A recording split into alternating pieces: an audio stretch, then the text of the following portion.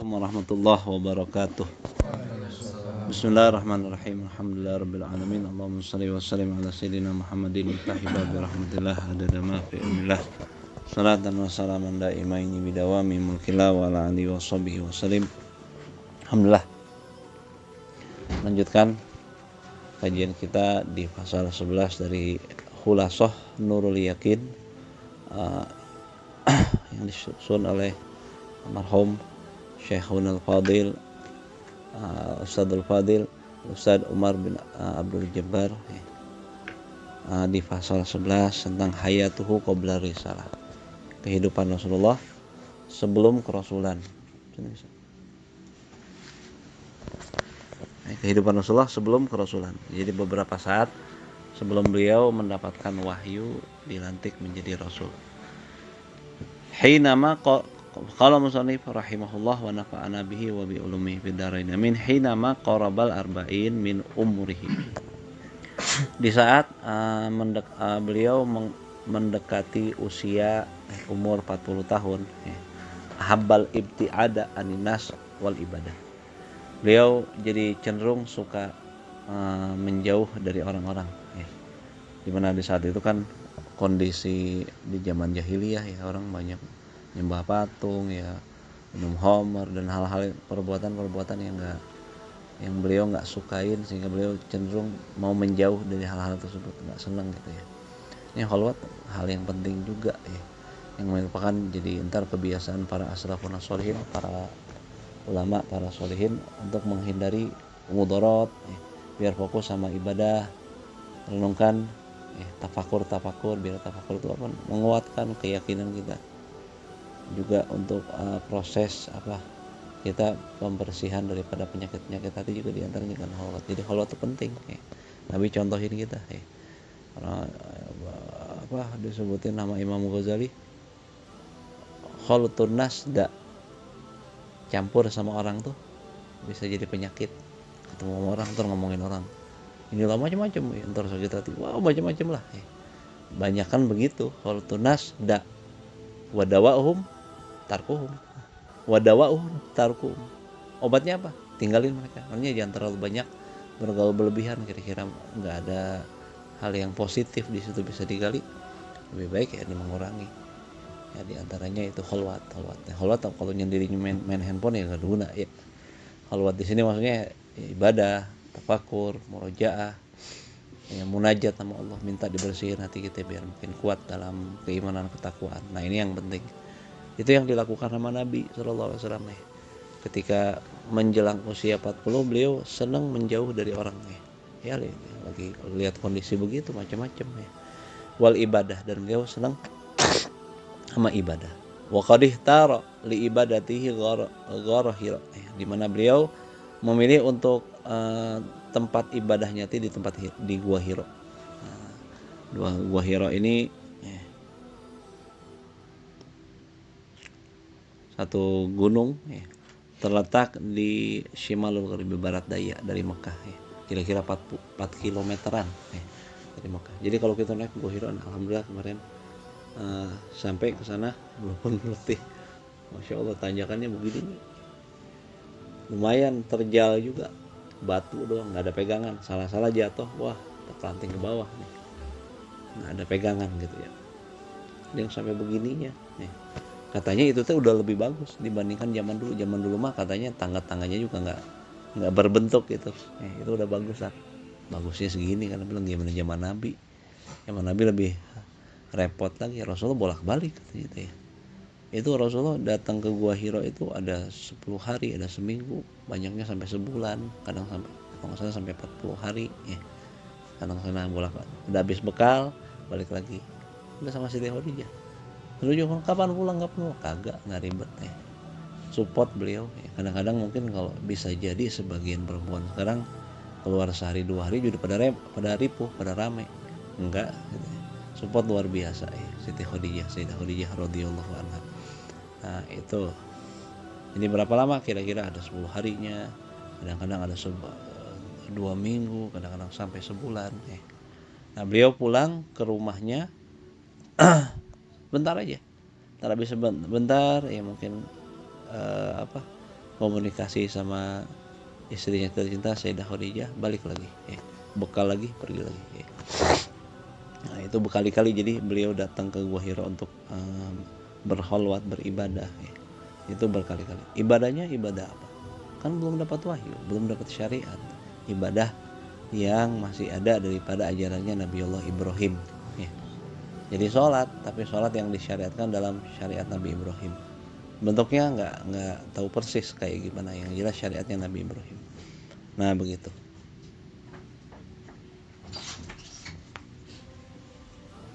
Nah jadi kata Syekh Ramadan Al-Buti, kholwat yang Allah Subhanahu wa Ta'ala buat seneng resep sama kholwat itu sebelum beberapa saat sebelum kenabian, sebelum kerasulan, itu satu dalil yang besar bahwa Rasulullah itu punya kepentingan, punya perhatian yang besar, bahwa menjadi petunjuk yang amat besar bahwa kholwat itu memiliki kepentingan yang amat penting, amat besar dalam kehidupan muslim secara umum, terutama lagi seorang pendakwah gitu. Dimana disebutin di sini fahiya tudihu annal muslima la yakmulu islamahu mahma kana mutahalliyan bil fadail qaiman bi alwanil ibadah.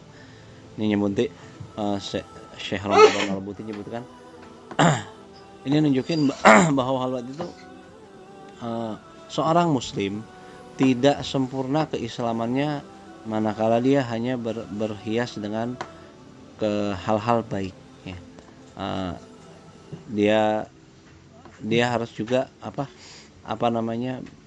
melaksanakan berbagai macam ibadah sehingga terkumpul pada dia waktu uzlah, waktu menyendiri, dia muhasabah di situ, memperhitungkan diri sendiri, dan dia bermuraqabah, mendekatkan diri sama Allah, merenung, bertafakur tentang penciptaan langit dan bumi,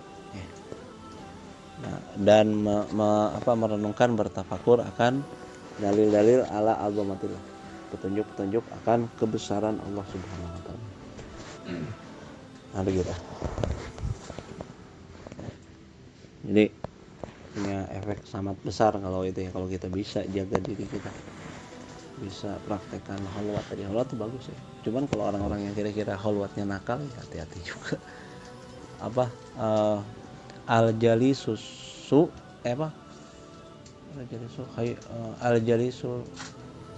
teman duduk yang baik itu lebih baik dibandingkan sendirian. Tapi wal jalis sendiri teman baik, ada teman baik yang bisa motivasi kita, menambah ilmu, menambah kesolehan, menambah inspirasi kita untuk berbuat baik, itu lebih baik dibandingkan sendirian.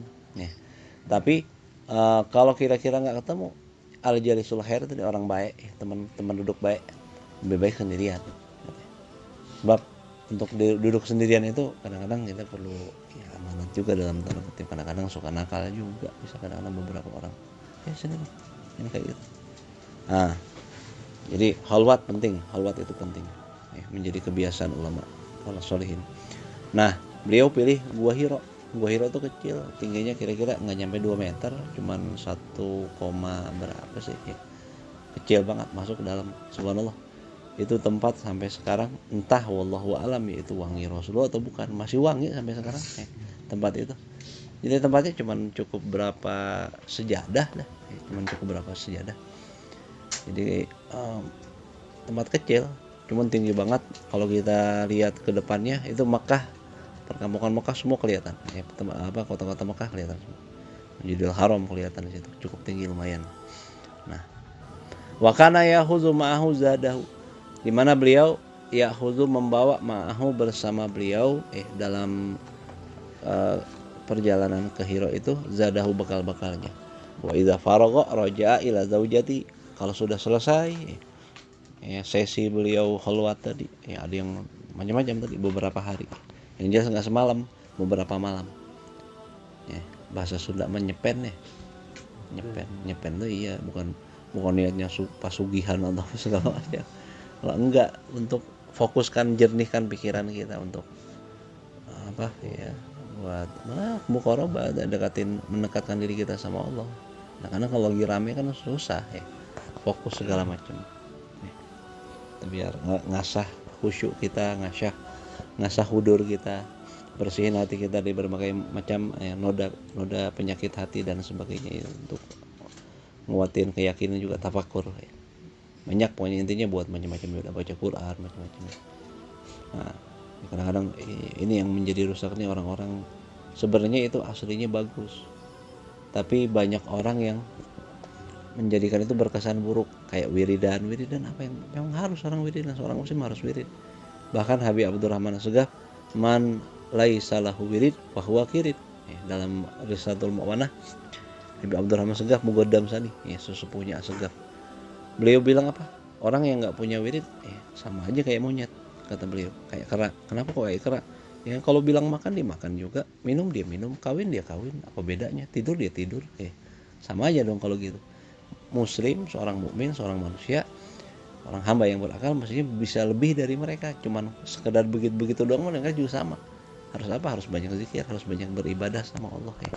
Wirid itu artinya umum, luas, segala macam ibadah yang dirutinkan. Itu ada wirid Quran, ada wirid sholawatan, ada wirid puasa, itu semua bisa disebut wirid. Kalau dia biasa Senin Kamis puasa terus, berarti dia disebut dia punya wiridan puasa Senin Kamis. Wiridan tuh ma'aurad, kullu ma'aurad, semua yang dirutinkan, didawamkan. Jadi ngawirid. Habib Salim Asy'ari nyebutin, seorang tuh makin tua harus makin banyak wiridnya. Kenapa? Makin ya insyaallah setan tuh mau kita tuh di titik usia akhir kita tuh goncang. Makanya istiqomah tuh susah. Kadang lagi masa muda, wah enak nih. Pas udah capek, sumpek, bosan lagi. Apalagi kalau udah menjelang wafat, yang kemarin siapa yang bilang ya? Habib Fahmi ceramah semalam atau nggak salah. Itu kalau pas udah sakaratul maut 70.000 malaikat ngepung tuh. Gimana caranya biar nyasar? Nah itu aduh susah kan? Gimana tuh ya? Kalau kita nggak punya pegangan kuat sama Allah tadi kayak zikir itu menguatkan kejiwaan kita biar nggak gampang kegoda sama setan di antaranya. Ya banyak-banyak wirid Nabawi, terutama wirid yang dirutinkan sama Nabi, baca Quran dan segala macamnya. Repot ya kalau kita kira-kira nggak ada pegangan, nggak ada penjagaan, kayaknya nggak bakal selamat deh, susah deh gitu. 70.000 hiji orang senakal ya. Kadang-kadang nggak pakai setan udah nakal dulu, udah kayak setan nih. Oh gimana lagi digodain nih, udah nafsu kita kan gitu nafsu kita nih kuat nih. Apalagi itu untuk pengendalian itu, untuk tarbiyah itu, untuk tanwir qulub, untuk nyinari hati kita biar nggak keruh ya. Nah, perlu hal-hal yang kira-kira bisa membangkitkan itu. Ini diantaranya ibadah, diantaranya khalwah, diantaranya berzikir, wirid. Nah, jadi khalwah nggak ada yang masalah. Yang jadi masalah orang yang mikir yang enggak yang suka merubah fungsinya sepertinya kayak gitu, mestinya kayak gitu semestinya, dipakai buat hal-hal yang negatif, perdukunan, nyari jabatan, santet atau kejahatan. Nah ini yang merusak nilai khalwat itu yang mulia jadi rusak gara-gara yang kayak ini nih, kriminal bahasa, ngawirid arek peletnya, ngawirid arek inya, arek ngelmunya, gitu-gituan padahal hal yang mulia akhirnya teracuni, terkontaminasi gara-gara hal pikirannya praktek-praktek atau pemikiran-pemikiran yang kayak gitu. Padahal aslinya sangat bagus, perlu kita kayak gitu. Makanya para ulama nggak ada yang lolos dari itu kan. Banyak para ulama di kita juga, para kiai kita, para ajengan kita, dengar nyepen di sini, nyepen di gunung ini, nggak ada nilai macam-macam, ibadah kayak Nabi ibadah begini. Mungkin butek pikiran lihat masyarakat yang macam-macam kondisinya. Nah, makanya butuh pemokusan pikiran tadi biar terasa khusyuknya, terasa hadir hatinya, bisa jernih hatinya dari penyakit-penyakit kayak sombong dan sebagainya karena dia lebih terasa fokusnya tadi. Nah, wa idza faragha raja'a ila zaujatihi Sayyidah Khadijah. Kalau Rasul udah beres dalam sesi, udah habis bekalnya, pulang ke Sayyidah Khadijah. Fa ya'khudhu ghayrahu. Beliau ambil lagi bekal lainnya, enggak lama pergi lagi ke ke Gua Hiro itu kira-kira menjelang deh, mungkin beberapa bulan sebelum beliau mendapatkan wahyu, antara 6-7 bulan atau berapa, mungkin setahun, nggak disebutin di sini. Wa kana yata'abbadu ala dini jaddihi Ibrahim, di mana saat itu beliau beribadah atas ajaran atas syariat agama kakeknya, yaitu Nabi Allah Ibrahim. Min asyrati ayam, dari mulai 10 hari, ila syahrin, sampai 1 bulan. Nah, begitu ya. As'ilatun, di sini ada pertanyaan. Mata ahabbal ibtiad adinas, kapan Rasulullah dibuat senang menjauhkan diri dari pergaulan sama orang-orang? Saat menjelang usia 40. Aina kana yata'abbadu, kapan Rasulullah beribadah? Di mana Rasul beribadah? Min aina kana yakul, beliau makan dari mana selama dibekali oleh istri beliau, Siti Khadijah. Ala ayyidinin kana yata'abbad, atas agama apa beliau beribadah saat itu? Kam kanat muddatu ibadati, berapa lama masa beliau beribadah di Gua Hiro tersebut? Sampai 1 bulan. Al-Khulasah, ringkasan. Hina maqaruba minal arba'in, tatkala mendekati usia 40 tahun, ahabbal uzlah, beliau Rasulullah SAW senang uzlah, senang nyepen. Wa kana yata'abbadu fi ghari Hiro, beliau saat itu beribadah di Gua Hiro, ala dini Ibrahim, atas agama Nabi Ibrahim. Jadi Gua Hiro tadi sebutin tempatnya kecil, pas-pasan, paling buat 2 orang kalau dijejelin banget ya. Masuk juga kalau yang badan gede mah harus nunduk, nggak bisa berdiri, harus nunduk, pas-pasan aja. Kebayang gitu, seminggu 2 minggu gitu ya. Kalau orang yang suka keramaian mungkin nggak seneng tempatnya itu, apa, nggak ada TV, nggak ada HP. Zaman dulu bener-bener jadi fokus kan. Emang kita jadi kerusak fokus kita karena terlalu banyak apa yang kita lihat, apa yang kita dengar, akhirnya ngerusak pikiran kita. Ya susah untuk khusyuk dan sebagainya. Tempat itu wanginya entah dari mana, apakah ada yang ngasih minyak wangi, tapi masa iya sih tempat begitu dirutinkan? Kayaknya jarang. Itu tamu mulu bolak-balik kita nih yang badannya udah masih muda, kadang-kadang kalah orang Turki, orang tua usia 70-80 semangat, masih di bawah, udah di atas. Kita datang duluan, orang Turki datang belakangan. Wah, rajin, Masya Allah, orang-orang tua, ibu. Tapi ya kalau orang Wahabis bilang, wah apa, awas ntar syirik, ya hati-hati. Yang gitu aja dah, capek gitu mah urusan gitu mah. Hanya buat kita tuh makin jahil sama Nabi. Itu kan patilasan, sejarah. Kita biar kenal juga, biar timbul pemicu gitu untuk makin kenal sama Nabi. Jadi pesan dari siapa ya? Habib Ahmad Al-Masyhur kalau nggak salah ya. Kalau kita ke Mekah, ke Madinah, itu kebanyakan udah pembangunan. Masjid Nabawi udah dibangun, Masjidil Haram udah pada dibangun semua. Udah, jadi bukan persis sama kayak zaman Nabi dulu. Tapi ada beberapa tempat yang masih ori kayak zaman dulu. Apa, Gunung Uhud. Gunung Uhud tuh lihatnya juga ibadah. Kenapa? Itu saksi, itu sahabat Nabi tuh yang masih ada sampai sekarang. Dirombak Masjid Uhud, Gunung Uhud kagak. Termasuk juga Gua Hiro. Mungkin kita bisa nempel tuh kaki kita, tangan kita, kalau kita ikut sholat di situ ya. Sholat juga di situ, tabaruk di situ ya. Mungkin bisa nempel sama yang nempel dulu sama jasa dia Rasulullah SAW. Ya Allah kan, itu nyambung ini.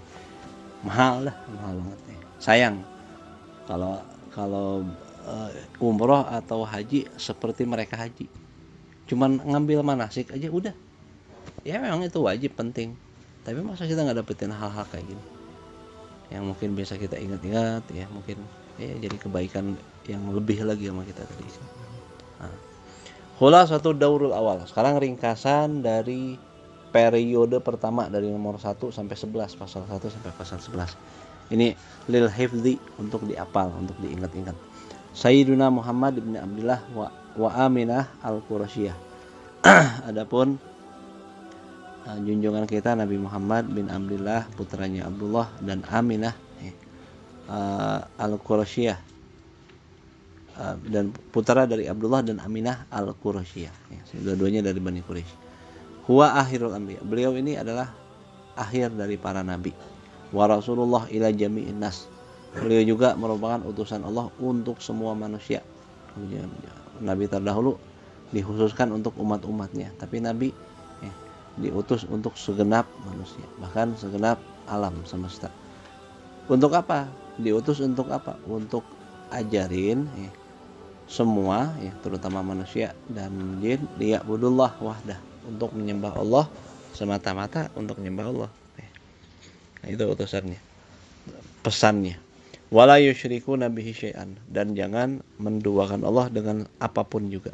Wa qad wulida sallallahu alaihi wasallam bi Makkah yaumal isnaini tsani asyara min Rabiul Awal, di mana beliau dilahirkan di kota Mekah pada hari Senin 12 Rabiul Awal. Alhamdulillah kalau ini mah udah pada apal semua. Wa kana waliduhu, di mana ayah beliau qad tuwfiya, wafat qabla wiladatihi, sebelum beliau lahir. Jadi beliau udah yatim sebelum lahir. Wa dufina bil Madinah, ayahnya Rasulullah dikuburin di Madinah, di Abwa. Farabbathu ummuhu, maka setelah itu yang ngasuh beliau, ngurusin beliau ibunya sendiri. Wa arda'athu ba'da ummihi Suwaibatul Aslamiyah, lalu menyusuinya setelah ibunya seorang wanita yang bernama Suwaibah al-Aslamiyah, kedua yang nyusuin Rasulullah setelah ibu.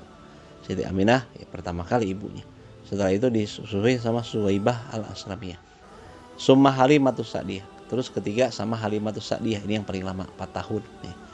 Orang dari Bani Sa'ad, seorang perempuan dari Bani Sa'ad, menjadi ibu susu Rasulullah.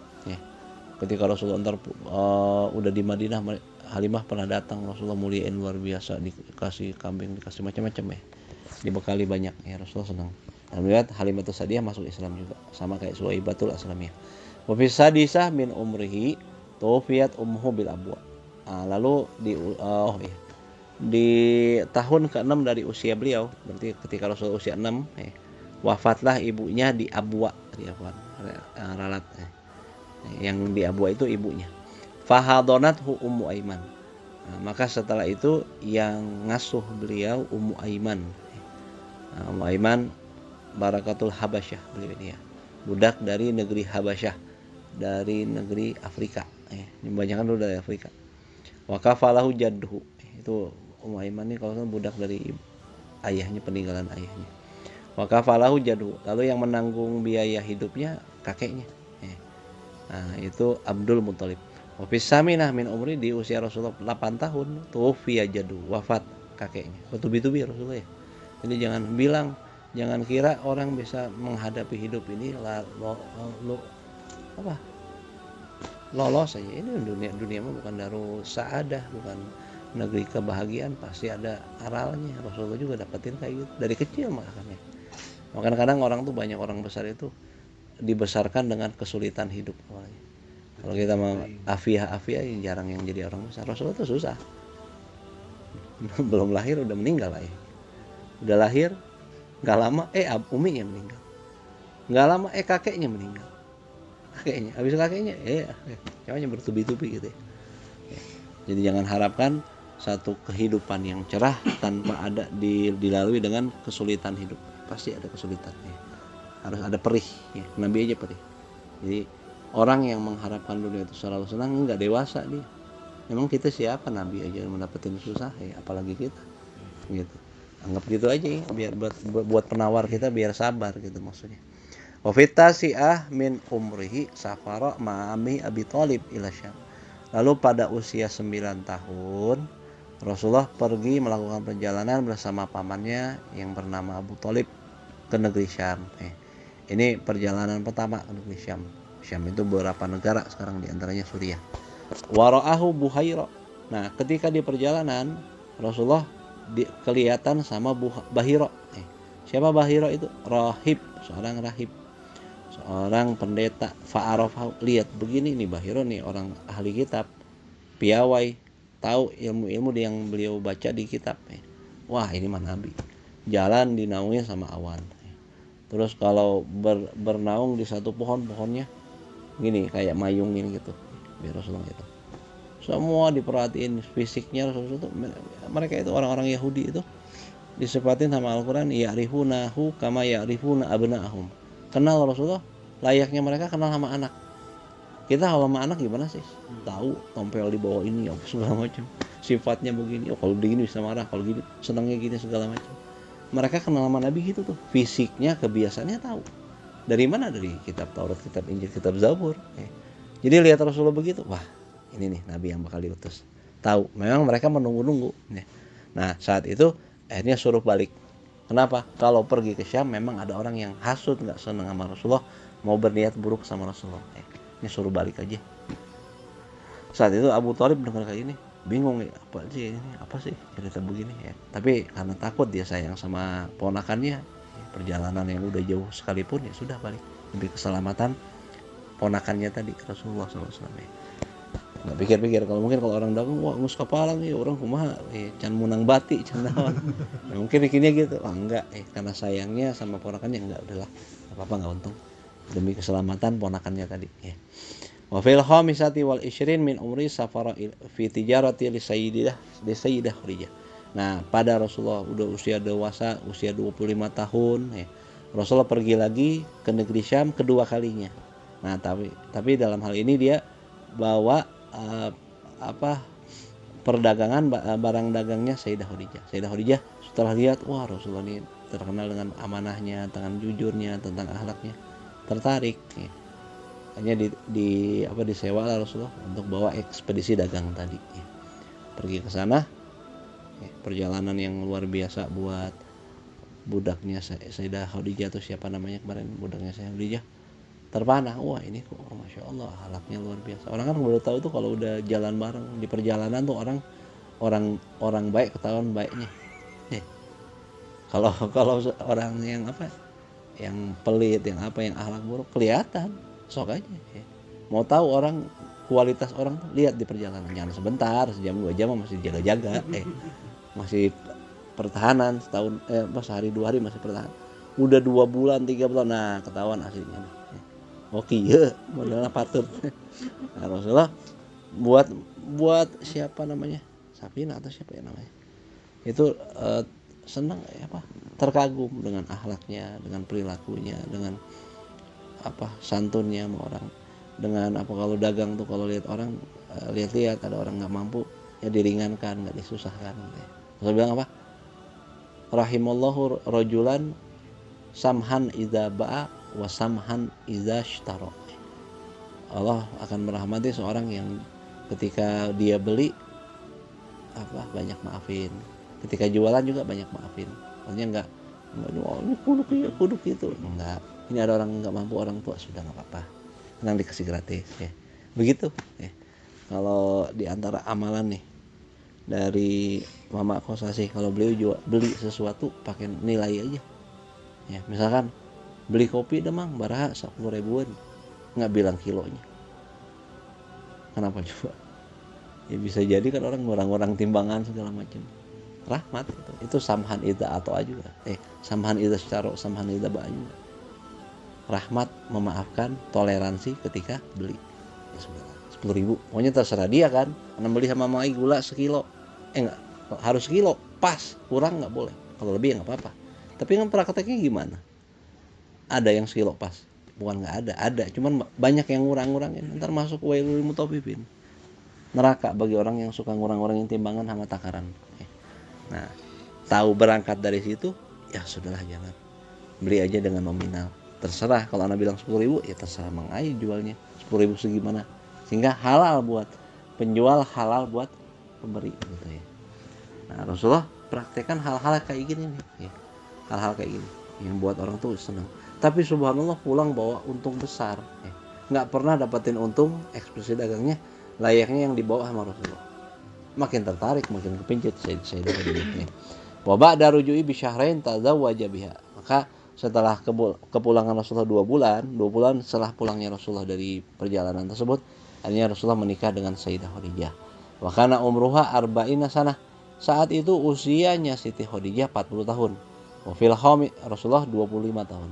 Wa fil khamisah wa salasin min umrihi istaraka ma'a Quraisyin fi bina'il Ka'bah. Lalu pada usia Rasulullah 35 tahun, Rasulullah ikut serta bersama Bani Quraisy dalam proyek pemugaran Ka'bah. Ka'bah udah kebakar, udah kejadian kebakaran berapa kali, terus kena banjir berapa kali. Akhirnya lihat ini makin makin rapuh aja. Ya, mereka berkumpul mau direhab. Nah, Rasul ikut rehaban itu. Kapan? Ketika Rasul usia 35 tahun, berarti 5 tahun sebelum kenabian Ka'bah pernah direhab. Wa hakama bainahum fi wad'il hajaril aswad makadahu. Nah, Rasulullah jadi orang yang menentukan kebijaksanaan antara mereka mengenai peletakan hajarul aswad di tempatnya kembali. Setelah dipugarkan, dikeluarin dulu, dirapihin, ditempatin lagi di tempat di sudut itu.